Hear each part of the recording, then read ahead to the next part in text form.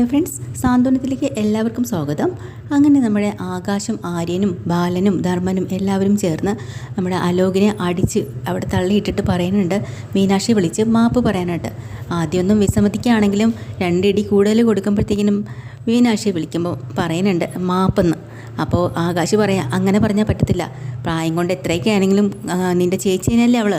മീനാക്ഷി ചേച്ചി, ഞാൻ ചെയ്ത തെറ്റുകൾക്കെല്ലാം മാപ്പ്, ഇനി ഞാൻ നിങ്ങളെ ദ്രോഹിക്കത്തില്ല, പിന്നെ ദൈവമംഗലത്ത് ഒരു കാര്യത്തിന് ഞാൻ ആരെയും ദ്രോഹിക്കില്ല, അങ്ങനെ തന്നെ പറയടാന്ന് പറയാം. അങ്ങനെ അലോകിനെ കൊണ്ട് അങ്ങനെ തന്നെ പറയിക്കാണ് കേട്ടോ. അലോക് പേടിച്ച് വിറച്ച് അങ്ങനെ തന്നെ പറയുമ്പോൾ മീനാക്ഷിക്ക് ഭയങ്കരമായിട്ട് സന്തോഷമാവുന്നുണ്ട്. അതൊക്കെ കഴിഞ്ഞിട്ട് നമ്മുടെ അലോകിന് വീണ്ടും ഒരു അടിയും ഇടിയൊക്കെ കൊടുത്തിട്ട് അവരും വീട്ടിലേക്ക് പോരുന്നുണ്ട് കേട്ടോ. അപ്പോൾ നമ്മുടെ ഗോമതിയും അതുപോലെ അനുമോളും മിത്രയും കൂടെ നമ്മുടെ ഡൈനിങ് ഹാളിലിരിക്കുന്ന സമയത്താണ് അകത്തിരിക്കുന്ന മീനാക്ഷി ഇതെല്ലാം അറിയുന്നത്. സന്തോഷം കൊണ്ട് ഓടി വന്ന് ഗോമതിയെ പിടിച്ച് വട്ടം കറക്കുക കേട്ടോ. ഗോമതി പറയുന്നുണ്ട്, വിട് പെണ്ണെ വിട്, അയ്യോ എന്നെ ഒന്ന് വിട്, എനിക്ക് തല ചുറ്റുവാന്ന് പറയുമ്പോൾ മീനാക്ഷി വിടുവാണ് കേട്ടോ. തല കറങ്ങുന്നെന്നും പറഞ്ഞ് അവിടെ പിടിച്ചിരുത്തുന്നുണ്ട്. എനിക്ക് ഇച്ചിരി വെള്ളം താ. മീനാക്ഷി ഓടിപ്പോയി ഒരു ഗ്ലാസ് വെള്ളം എടുത്തിട്ട് വന്നിട്ട് പറയാം, അമ്മേ ഭയങ്കരമായിട്ടൊരു സന്തോഷ വാർത്തയുണ്ട്. എന്തിനടി പെണ്ണേ നീ ഇങ്ങനെ കിടന്ന് അലർന്നേ, എന്താ കാര്യം? അമ്മ ഇവിടെ നിന്ന് എന്താ പറഞ്ഞത്? അച്ഛനും ബാക്കി ഇവിടെ ആര്യനും എല്ലാവരും കൂടി ചേർന്ന് എങ്ങോട്ട് പോയി എന്നാണ് പറഞ്ഞത്? ഗോമതി സ്റ്റോറിലേക്ക്. എന്നാൽ ഗോമതി സ്റ്റോറിലേക്കല്ല പോയത്, അവർ നേരെ പോയത് ആ കൃഷ്ണമംഗലത്തെ അച്യുതൻ്റെ അടുത്തേക്കാണ്. എങ്ങോട്ടാണ് പോയത്? അതെ, അമ്മ എന്താ പറഞ്ഞത്? എന്നെ ദ്രോഹിച്ചവരോട് മറുപടി ചോദിക്കണില്ല നമ്മൾ അച്ഛനെ എന്തൊക്കെയാണ് എവിടെ ഇട്ട് പറഞ്ഞത്? അവർ നേരെ അവിടെ പോയി അയാൾക്കിട്ട് 10 കൊടുത്തിട്ടുണ്ട്. അപ്പം ഇത്ര ചോദിക്കുന്നുണ്ട്, അപ്പോൾ അലോകിനെ പിടിച്ചിട്ടില്ലേ? കൊള്ളാം, അലോകിനെ പിടിച്ചും കുറേ കൊടുത്തിട്ടുണ്ട് മിത്രേ. എന്നിട്ട് അവനെ കൊണ്ട് എന്നോട് മാപ്പ് പറയിച്ചു. അവൻ എന്നെ മീനാക്ഷി ചേച്ചിന്ന് വിളിച്ചിട്ട് മാപ്പ് പറയാം, ഇനി അവനൊരു ദ്രോഹത്തിനും വരില്ല എന്ന്. ആണോ? ഇതൊക്കെ നടന്ന കാര്യമാണോ ചേച്ചി? പിന്നെ ഇപ്പതേ ആകാശം എന്നെ വിളിച്ച് സംസാരിച്ച് വെച്ചതേ ഉള്ളൂ. ഓ നന്നായി, അമ്മ എന്തൊക്കെയാണ് പാവം പിടിച്ച് അച്ഛനെ പറഞ്ഞതല്ലേ? ഓ അത് ഞാൻ അപ്പോഴേ അങ്ങനെ ഇങ്ങനെ മതി, ഇനി കിടന്ന് ഉരുളൊന്നും വേണ്ട, പറയാനുള്ള എല്ലാം പറഞ്ഞു വെച്ചിട്ട് എന്തായാലും ഭയങ്കര സന്തോഷമായല്ലോ. അവർക്കിട്ട് 10 കൊടുത്തല്ലോ, അവന് നല്ല ചമ്മന്തിയാക്കി എന്നാണ് പറയുന്നത്. ആണല്ലേ? അത് കേൾക്കുമ്പോൾ തന്നെ നമ്മളെ ദേവിക്കും കൂടെ അങ്ങ് സന്തോഷം വന്നങ്ങ് പൊട്ടിച്ചിരിക്കുക കേട്ടോ.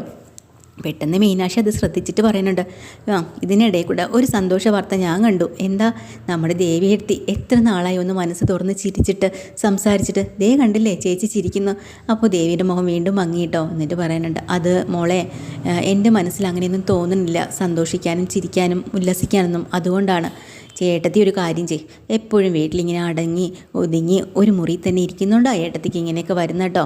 ഏട്ടത്തി ഞാനൊരു കാര്യം പറയട്ടെ, ഗോമതി സ്റ്റോറിലേക്ക് കുറച്ച് ദിവസം പോയി നിൽക്കുക. അങ്ങനെ ഗോമതി സ്റ്റോറിൽ പോകാനായിട്ട് ദേവി വിസമ്മതിക്കുന്നുണ്ട് കേട്ടോ. എനിക്കതൊന്നും പറ്റില്ല മോളെ, എനിക്കതിനുള്ള താല്പര്യമൊന്നും ഇല്ലയെന്ന് പറയാണ്. അങ്ങനെ പറഞ്ഞാൽ പറ്റുമോ ഏട്ടത്തി? വീട്ടിലിങ്ങനെ ഇരുന്നാൽ മതിയോ? ഏട്ടത്തി ഇതിന് മുന്നേ ഗോമതി സ്റ്റോറിലൊക്കെ പോയിട്ടുള്ളതല്ലേ എന്ന് ചോദിക്കാൻ കേട്ടോ. തൊട്ടടുത്തിരുന്ന നമ്മുടെ അനുമോള് പറയുന്നുണ്ട്, മിത്രയും പറയാം, ശരിയാ മീനാക്ഷി ചേച്ചി പറഞ്ഞത്. ഏട്ടത്തി പ്ലീസ് ഏട്ടത്തി സമ്മതിക്ക്, ഇടയ്ക്കൊക്കെ പോയി അവിടെ ചെന്നിരിക്കുമ്പോൾ തന്നെ ഏട്ടത്തിൻ്റെ മനസ്സൊക്കെ അങ്ങ് മാറും മോളെ. അതുകൊണ്ടല്ല, എൻ്റെ കുഞ്ഞ് അതെനിക്ക് ചുറ്റും ഇവിടെ തന്നെ എനിക്കൊപ്പം ഉണ്ടെന്നുള്ളൊരു തോന്നലാണ് അതുകൊണ്ട് എനിക്ക് പെട്ടെന്നൊന്നും ഇവിടെ നിന്ന് പോകാൻ തോന്നുന്നില്ല. എൻ്റെ മുറിയും ഈ വീടും ഈ പരിസരവും ഇതൊക്കെ തന്നെ മതി, ഞാൻ ഇവിടെങ്ങാനും ഇരുന്നോളാം, എൻ്റെ മനസ്സ് ശരിയാവുന്നവരെങ്കിലും ഞാൻ ഇരുന്നോട്ടെ എന്ന് പറയാം. മീനാക്ഷി പറയുന്നുണ്ട്, ശരിയാണ്, ഏട്ടത്തിയുടെ ഇഷ്ടം പോലെ നടക്കട്ടെ.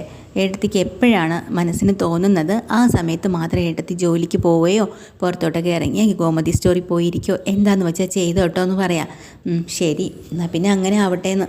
അങ്ങനെ നമ്മുടെ മീനാക്ഷി മുറിക്കകത്ത് നിൽക്കുമ്പോൾ ചെറിയൊരു ചമ്മലൊക്കെ ഉണ്ട്. കാരണം ആകാശിൻ്റെ ഇപ്പോൾ കയറി വരുമ്പോൾ എങ്ങനെ ഫേസ് ചെയ്യും? ആകാശാണല്ലോ ഇതെല്ലാം ചെയ്തതെന്ന് പോലീസ് സ്റ്റേഷനിൽ വെച്ച് അടിച്ചതുപോലെ പറഞ്ഞതല്ലേ, ഇനി എങ്ങനെ ഫേസ് ചെയ്യും? കണ്ണാടിയുടെ മുമ്പിൽ നോക്കി എങ്ങനെ സംസാരിച്ച് തുടങ്ങണം എന്നൊക്കെ ഇങ്ങനെ പ്രാക്ടീസ് ചെയ്തുകൊണ്ടിരിക്കുന്ന സമയത്ത് നമ്മുടെ ആകാശ് കയറി വരിക കേട്ടോ.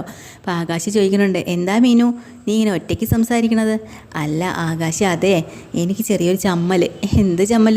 പിന്നെ നീ ആൾ കൊള്ളാം കേട്ടോടി, ഞാനാണ് നിന്നെ ചതിച്ചെന്ന് നീ അവിടെ നിന്ന് പറഞ്ഞില്ലേ?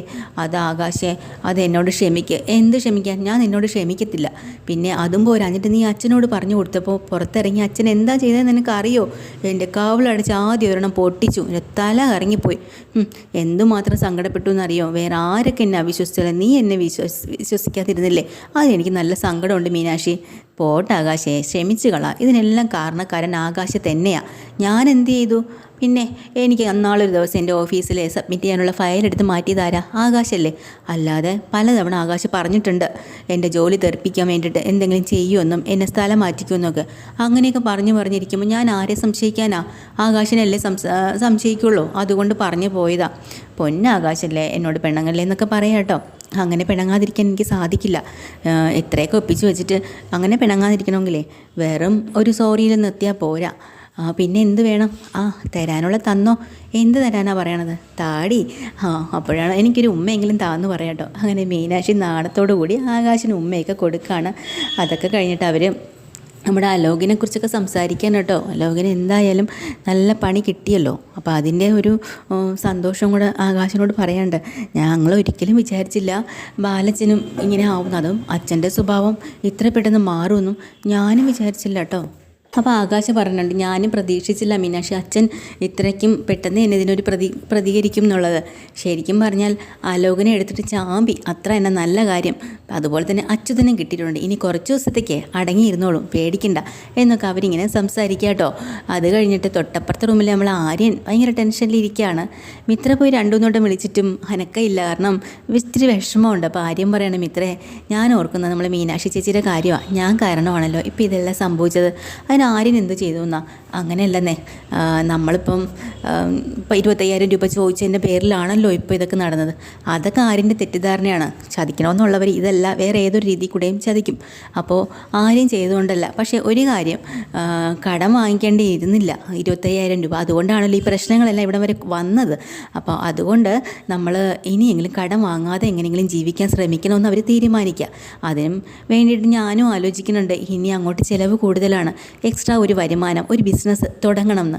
എന്ത് ബിസിനസ് തുടങ്ങാൻ പറ്റുമെന്ന് അവർ ആലോചിക്കുമ്പോൾ ആര്യനാണെങ്കിലും നമുക്ക് ടീ ഷോപ്പ് തുടങ്ങിയാലോ, ചായക്കട തുടങ്ങിയാലോ എന്നൊക്കെ പറയുന്നുണ്ട്. അപ്പം മിത്ര പറയാം, ആര്യ ഒന്നിലും എടുത്ത് ചാടണ്ട. അതിന് ടീ ഷോപ്പോ ഹോട്ടലോ ഒക്കെ തുടങ്ങണമെങ്കിൽ നമുക്കും കുറച്ച് പാചകമൊക്കെ അറിയണ്ടേ? നമുക്കൊന്നും അറിയില്ല. നമ്മുടെ സ്കിൽ എന്താണ്, അതിനനുസരിച്ച് നമ്മൾ നീങ്ങാൻ. ആര്യനെ സംബന്ധിച്ചിടത്തോളം ഡ്രൈവിംഗ് അറിയാമല്ലോ. അപ്പോൾ ഒരു ട്രാവൽ ഏജൻസിയോ ട്രാവലർ ടെമ്പോ ട്രാവൽ എടുത്തിടുകയോ കൂലിക്ക് കൊടുക്കുകയോ അങ്ങനെ എന്തെങ്കിലും ഒരു ബിസിനസ്, അതല്ലേ നല്ലത്? നമുക്കറിയാവുന്ന പണി ചെയ്താൽ പോരെയും ചോദിക്കുക. അപ്പോൾ ആര്യനും വിചാരിക്കുന്നുണ്ട്, അത് ശരിയാണല്ലോ, നമുക്കറിയാവുന്ന തന്നെ ചെയ്യുന്നത് തന്നെ നല്ലത്. പക്ഷേ അതിന് നല്ല ചിലവാവില്ലേ? അതൊക്കെ നമുക്ക് വഴിയേ ഉണ്ടാക്കാം. ലോണ് കിട്ടുമല്ലോ ബാങ്കിൽ, പിന്നെന്താ, ലോൺ വഴി നമുക്ക് എന്തെങ്കിലും ചെയ്യാം എന്നൊക്കെ ഇവർ തീരുമാനിക്കുകയാണ് കേട്ടോ. എന്തായാലും ബിസിനസ് തുടങ്ങാൻ നമുക്കിനി വേറെ ഒന്നും മാർഗം ചിന്തിക്കേണ്ട, ഇത് ട്രാവലർ മാത്രം മതി എന്ന് ചിന്തിക്കുക കേട്ടോ. അതൊക്കെ സെറ്റായിട്ട് അവർ കിടന്ന് ഉറങ്ങാൻ നേരത്തെ തന്നെ മിത്രയ്ക്ക് ഉറക്കാൻ വരുന്നില്ല കേട്ടോ. മിത്ര വീണ്ടും ഇത് തന്നെ ആലോചിച്ചുകൊണ്ടിരിക്കുക.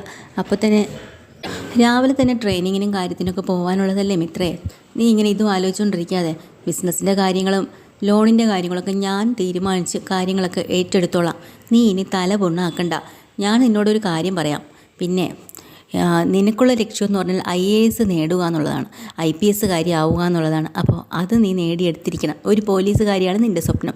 ആദ്യത്തെ അറ്റംപ്റ്റിൽ തന്നെ നീ ജയിച്ച് കയറണം, അതാണ് എൻ്റെ ആഗ്രഹം. അത് നീ സാധിച്ചു തരണം എന്നൊക്കെ ഇങ്ങനെ ആര്യം പറയാം കേട്ടോ. അടുത്ത റൂമിലാണെങ്കിൽ നമ്മൾ ബാലൻ ഗോമതിയും കൂടെ അവിടെ ഇരിപ്പുണ്ട്. അപ്പോൾ ഗോമതി ആണെങ്കിലും വന്ന് പറയാം, ബാലേട്ടാ എന്തൊക്കെയായാലും ബാലേട്ടൻ ഇപ്പോൾ ഓടിച്ചെന്ന് അവരെ അടിക്കുമെന്നും കാര്യങ്ങൾ ചോദിക്കുമെന്നൊന്നും ഞാൻ ഒരിക്കലും പ്രതീക്ഷിച്ചില്ല കേട്ടോ. എന്തായാലും അത് നന്നായി, നല്ല കാര്യമായി പോയി എന്ന് പറയാം. അങ്ങനെ ബാലനും അതും സന്തോഷാട്ടോ. അതിനിടയ്ക്ക് നമ്മുടെ ഗോമതി പറയുന്നുണ്ട്, അന്ന് നമ്മൾ അവിടെ സ്വാമി പോറ്റിയുടെ അടുത്ത് പോയപ്പോൾ സ്വാമി പോറ്റി എന്താ പറഞ്ഞത്, ഒരുപാട് വിഘ്നങ്ങളൊക്കെ നമുക്ക് വരാനുണ്ട്, അപ്പോൾ അതൊക്കെ തടസ്സം നീങ്ങണം എന്നൊക്കെ പറഞ്ഞാൽ നമ്മൾ അന്ന് ആ ഒരു പൂജ ചെയ്തത്. എന്നിട്ടും അത് മുടങ്ങിപ്പോയില്ലേ ബാലേട്ട?